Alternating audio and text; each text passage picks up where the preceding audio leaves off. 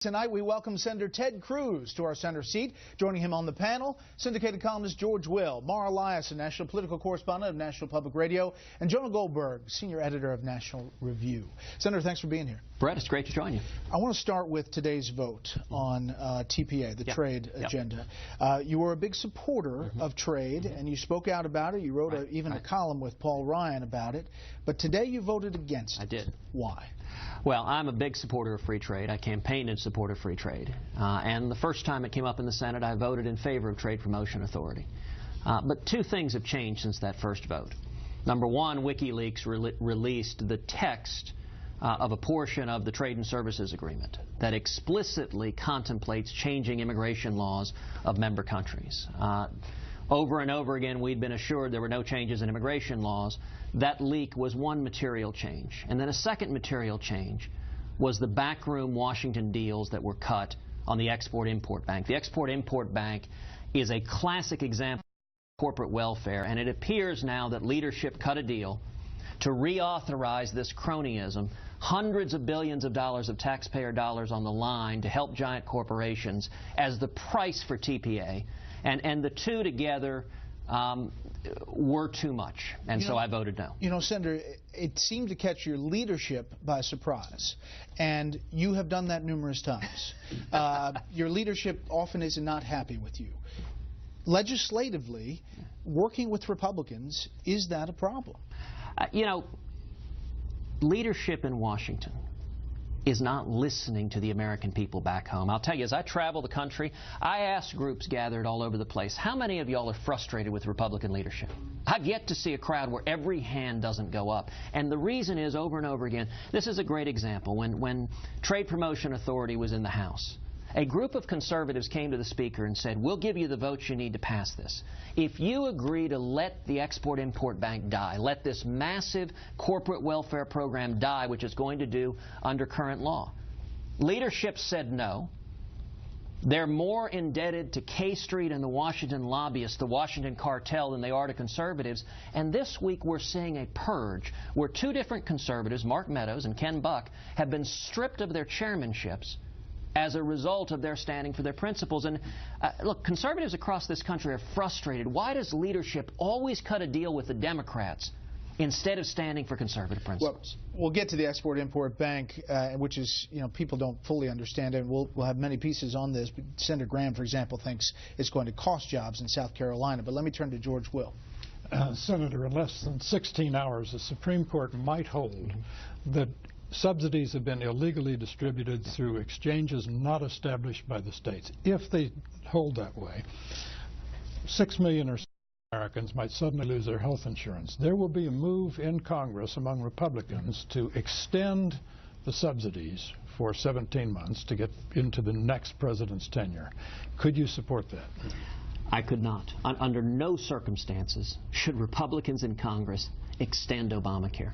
If the Supreme Court rules as many observers expect, it will conclude that the Obama IRS violated federal law and illegally imposed billions of dollars of taxes on millions of Americans, millions of young people who are working right now. The Obama IRS is extracting taxes from them.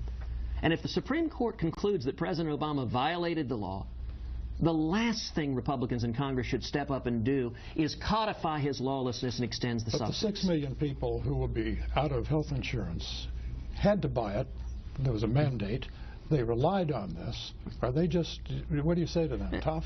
What I say is we should use this opportunity to address the real problem, which is that Obamacare has driven health insurance premiums through the roof. Remember, President Obama promised the average family's health insurance premiums would drop $2,500 under Obamacare.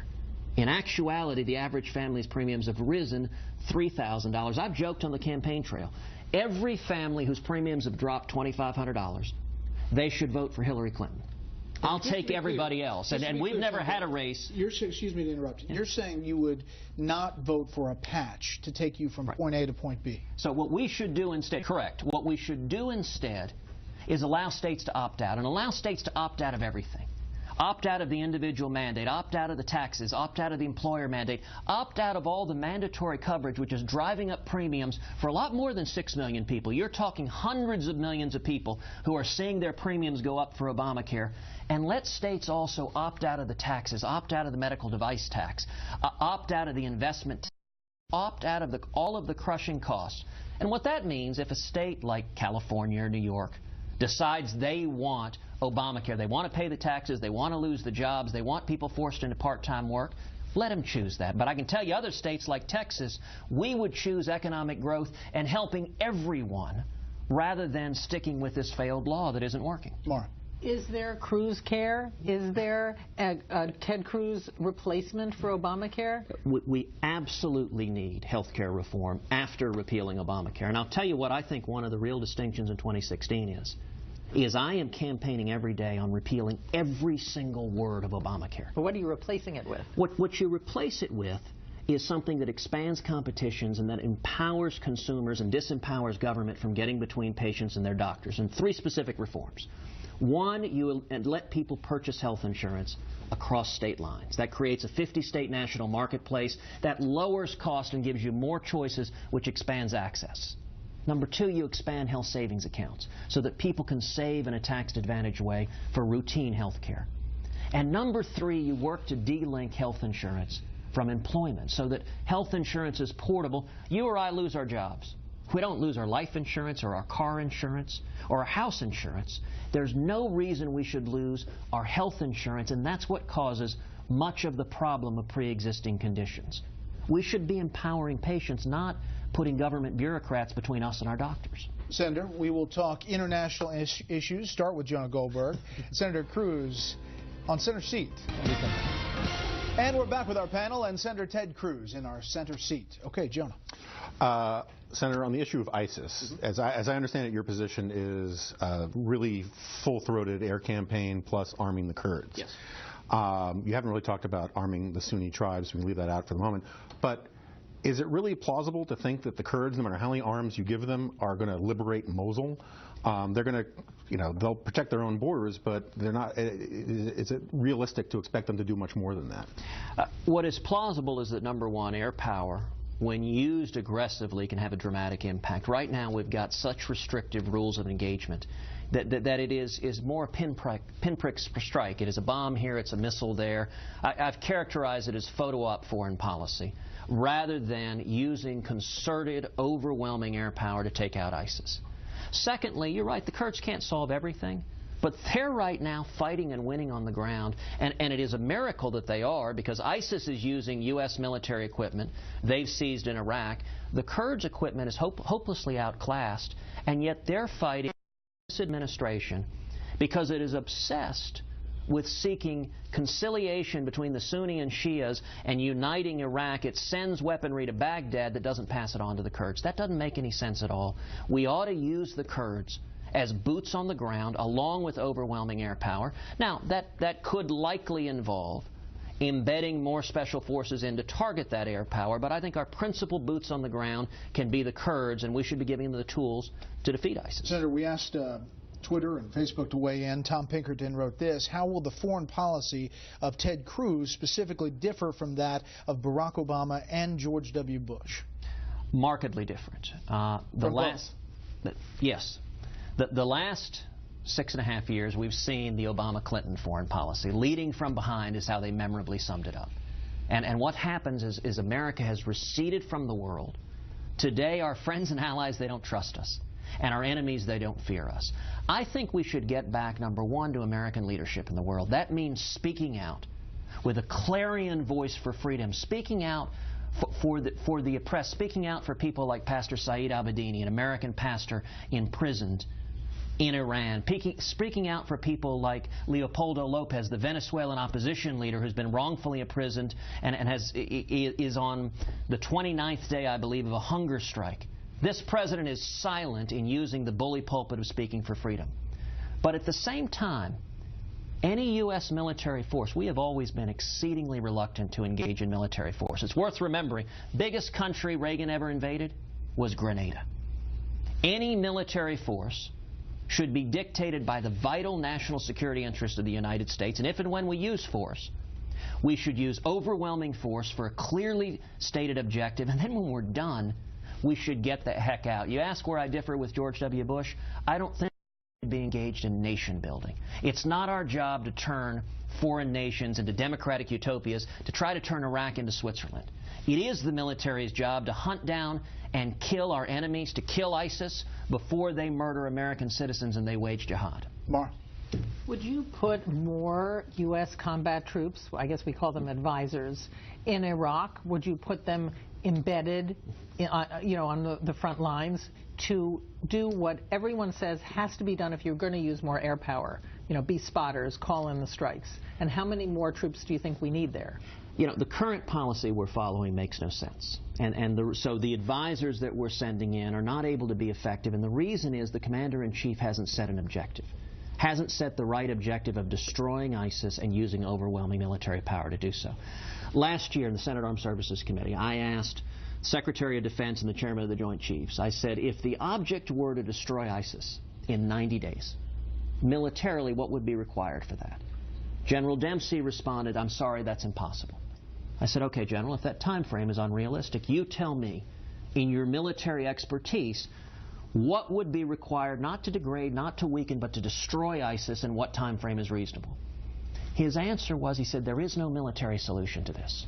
We have to change the conditions on the ground, the poverty, so that young men are not attracted to radicalism. Now, with all respect to General Dempsey, that's utter nonsense.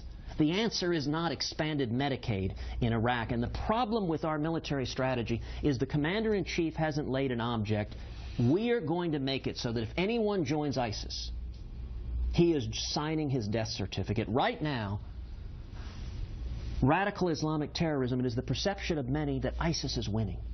And that only strengthens them. And the reason is the commander-in-chief hasn't laid out the objective on the question of boots on the ground. There are some politicians in Washington that beat their chest. They want to show they're tough, so they say absolutely boots on the ground. There are others who say never boots on the ground. I think that question should follow the expert military advice once the objective has been set by the commander-in-chief of destroying ISIS. No specific number. It's not an arbitrary number for armchair generals who are politicians. Yeah, but you want to be president. But as president, I wouldn't be making the day-to-day combat decisions. The job of the commander-in-chief is to lay the objective out. And then you rely upon the generals and admirals and commanders to give you their expert advice on the tools needed to carry out that objective. Senator, thank you. We have one more segment, Center Seat. We'll start with George Will after the break. And we're back with our panel and Senator Ted Cruz in our center seat. Thanks for sticking around, Senator. George. 18 states in the District of Columbia with 242 electoral votes have voted Democratic in 6 consecutive elections. Why is Ted Cruz the answer to flipping some of those blue states that in 6 consecutive elections other Republicans have been unable to flip? Albert Einstein famously said the definition of insanity is doing the same thing over and over again, expecting different results. Over and over again, the Washington world of consultants say we've got to run a moderate, an establishment moderate, and every time we do it, we lose. If you compare 2004, the last race Republicans won, to 08 and 12, by far the biggest difference is the millions of conservatives who showed up in 04, who stayed home in 08 and stayed home in bigger numbers in 12. They fall into 2 groups. Number 1, evangelical Christians. Number 2, so-called Reagan Democrats, largely blue-collar Catholics, up and down the Midwest and up into New England. I'll tell you, Heidi and I, we spent months thinking about and praying about whether to run for president. Our daughters are 4 and 7. You don't lightly throw a young family into the maelstrom of a presidential race. The reason we decided to go forward is I look at the rest of the field. There are a lot of people who are talented, who I like, who I respect.